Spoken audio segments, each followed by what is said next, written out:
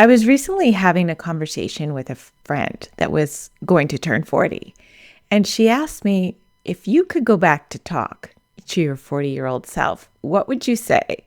I said, that's a great question. Let's talk about it here on the Creative Life in Motion podcast, episode number 61. My name is Karen, and here on the Creative Life in Motion show, we don't wait until we reach our goals to be happy. We fall in love with who we are being on the way. We don't just arrive at 40 with a clean slate. We arrive at 40 with all the things and the collections of experiences and beliefs that we've brought with us on that birthday, right? And that usually helps us decide where we're going to go in the next decade. Am I right? That's why if you landed here, or if someone else sent you this podcast to listen to, or YouTube video, depending on where you're listening, and you're in your 20s and 30s and 40s, you're going to find some real gold nuggets in here as well. Because in order to do this properly, when I sit with my friend, there are things that we need to fill in before she knows why I would say what I'm going to say to my 40-year-old self. These days, we can just open up the internet or ChatGPT. Google used to be like, Google is so like last year now. Okay, we can open up anything. The TV, the internet, you can look at magazine stands, and everybody has the best way, the right way, the fastest way to get you to XYZ. We can get whatever we want, what kind of information we want, anywhere, anytime. But the problem is, that might not be the right information for us. And what's worse now in this day and age is that everybody is like competing to get attention. And sales psychology is at a peak high, meaning there's a lot of fear being thrown in our faces that we're not good enough, or we have to like get something really fast, or time's going to run out. If we're not doing something this way, then we're wasting our time, making it feel like if we don't listen, we're doing something wrong. It never used to be this noisy. And honestly, I'm not complaining, because it is kind of nice to have the information that we want at our fingertips all the time, whenever we need it. And such a vast majority of different opinions and different ways and different philosophies. And you have experts, and you have regular folk just like me, and you have regular folk just like you. And we're all claiming to know what to do.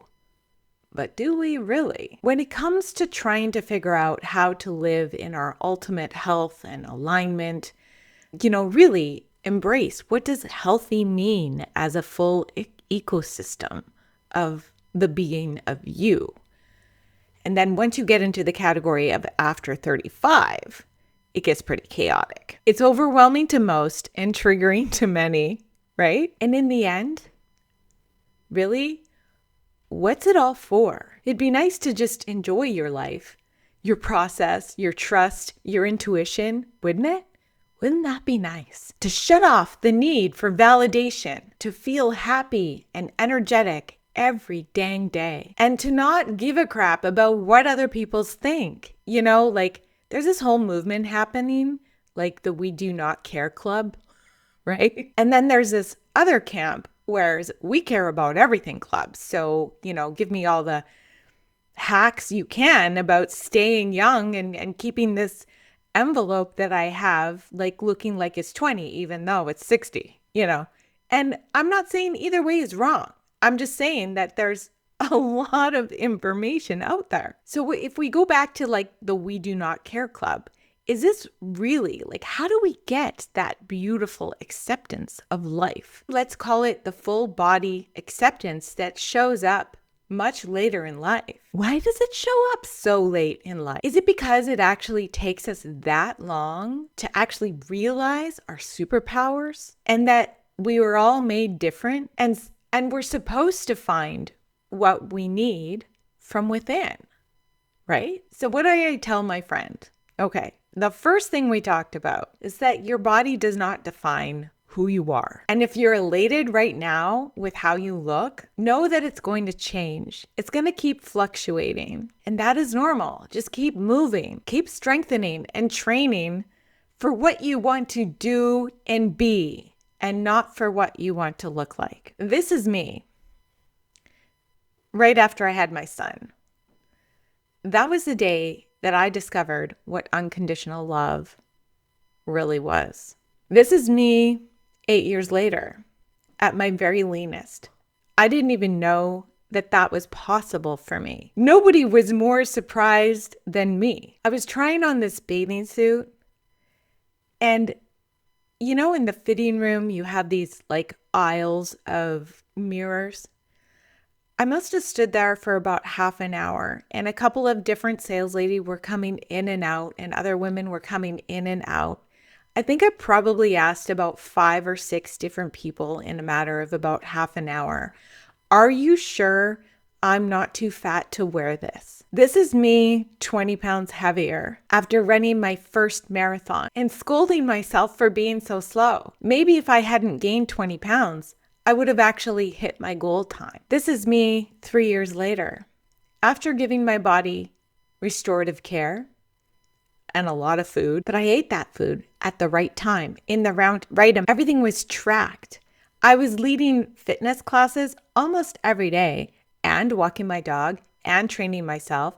So the amount of exercise I was doing in about a day was about 3.5 hours. To take this picture, it took about 32 tries. And then before I decided that it was good enough of a photo and that I looked lean and really pretty enough to make this photo public, I slapped a black and white filter on it because everything looks a little bit more defined with a black and white filter, doesn't it? And at this time in my life, I was doing all the things. I was feeling good. I was feeling energetic, but there was this quiet voice that would just not stop talking to me that it's not enough. It's never enough. This is me running through my second marathon. I was 45. Noticeably, my body is quite different, isn't it? I fought hard to get there. I ignored every single thing that my body was trying to tell me. Thought it was in my mind. I thought I maybe was eating wrong or not training hard enough, or it was definitely something that was wrong with me. Turns out I was anemic. I didn't find out until about 6 or 7 months later, until my body said, enough is enough and you need to take a break. And that's when my group fitness instructor career closed down. It was time to take care of me. Do I have any regrets? No. Because if I hadn't been through the hard, I would have never discovered the difference. I learned so much about myself by falling down and just getting back up and searching for answers, being curious about getting deeper into myself, my own self-awareness about what makes me tick, what makes me happiest, what I'm doing right, what I'm doing wrong, what feels better, what feels different, and failing hard until I got it right, which leads me to the second thing that we talked about. Fail hard and fail often. Get back up. The world wants to give you a fast way to do things. But in the event of trying to give you fast success, they are robbing you from your own hero's journey. In the end, it will probably take just as much time, but your satisfaction will be richer when you fall so hard. At times, it hurts. Hurting gives you the sense of being alive. Hurting gives you the sense of hunger to make things better. But the key is to never stay down for too long. Look for the answers first within you. Seek inside you first. Then collect the right team to come around you so that your intuition is clear and your support system is informed, right? Sometimes we do need help to get us out of the hurt. And know that that's okay. You're not broken. You're not, weak. You're human. And that's what we're supposed to do. Connect. The next thing I said to her is stop searching for a purpose. Stop searching for a label in a purpose. You are not your occupation. Your purpose has been with you all along. From the moment you were born, every occupation that you've had, your purpose has been with you. It's the thing that you do when no one else is looking. It's the thing that you do that you cannot put your finger on, but it's the reason why people love you and are you are a magnet for them. They are drawn to you and your energy because of your purpose. When you are living in your purpose, every day has a purpose. And you're not in charge all the time of saying what that purpose is. It is not a label. It is the essence of you. It's the thing that sparks a light inside of you and in someone else. You have that. And it's no one else's. And it's no one else's to label. It's not an occupation. It's a being. It's not a label. And it's definitely not a box. Stop gaslighting yourself. You would never talk the way you talk to yourself, to your best friend, to a 5-year-old, to your 5-year-old self. You know when you're going down that track. And you know that you're the only person in the room that can hear that voice. A lot of times we tell ourselves things that we think other people are saying or thinking, and they're actually thinking the opposite. Have you ever run into somebody and they look you up and down and they ask you, "Are you still running?" And in your head, it's like, oh, they're sizing me up. They see that I've gained 20 pounds. They're asking me if I'm still running because they think I'm gaining weight. They think I'm getting fat.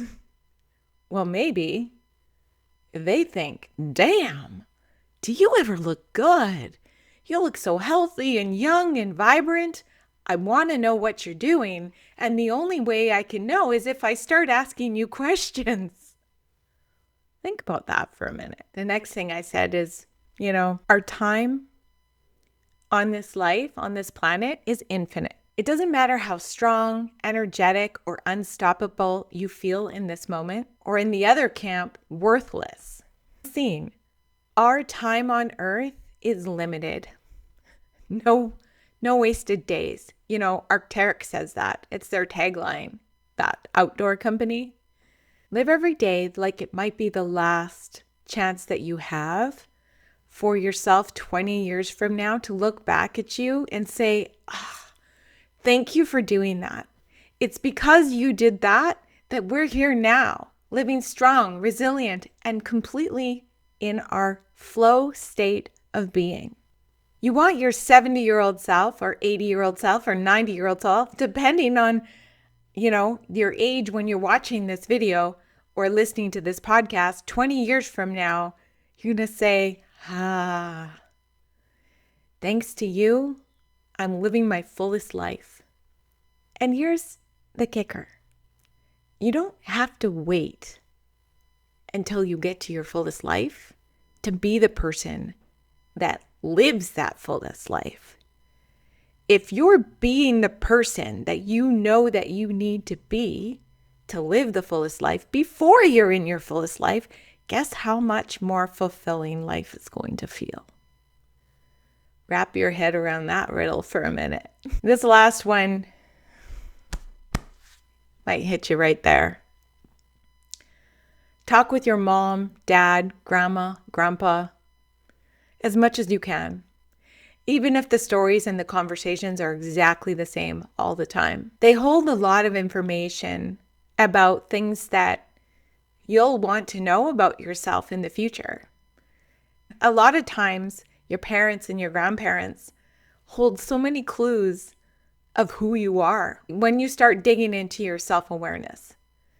There will come a time, I promise you, that you'll want to know every essence of your being. So you want to ask those questions while the people in your life that know the answers still can remember them. My mom held a lot of things in her journal.